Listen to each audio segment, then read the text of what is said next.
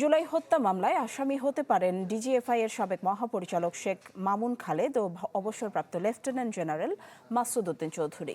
গুমের মামলায় মামুন খালেদ ও ফেনীতে জুলাই হত্যায় মাসুদ উদ্দিনকে গ্রেফতার দেখানোর আবেদন করেছে প্রসিকিউশন। তাদের 7 এপ্রিল ট্রাইব্যুনালে হাজিরের নির্দেশ দেন ট্রাইব্যুনাল 2।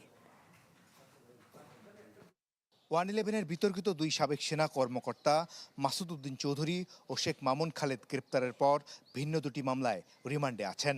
রোববার আন্তর্জাতিক অপরাধ ট্রাইব্যুনালের প্রসিকিউশন টিম মাসুদ উদ্দিন চৌধুরীকে জুলাই আন্দোলনের ফেনীর হত্যাযজ্ঞের মামলায় ও মামুন খালেদকে গুমের মামলায় গ্রেপ্তার দেখানোর আবেদন করে।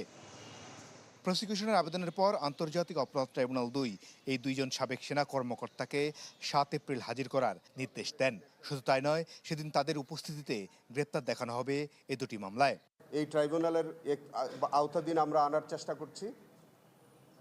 আগামী 7/4/2026 তারিখে তাদেরকে আনা হবে।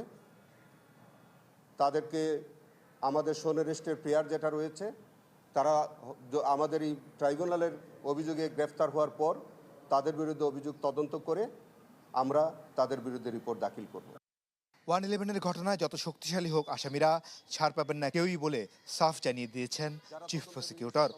আমরা তদন্তে যাদের সম্পৃক্ততা পাই আমরা সবাইকে এই বিচারের সম্মুখীন আমরা করবো, সে যেই হোক, যত বড় শক্তিশালী মানুষ হোক। আমরা কোনো দায়মুক্তিতে আমরা বাধ্য নই।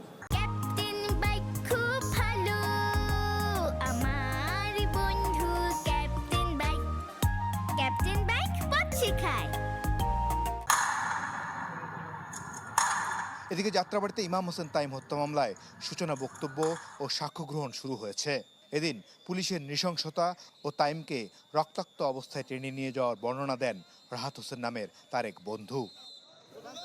মাসুদুর রহমান, চ্যানেল 24, ঢাকা।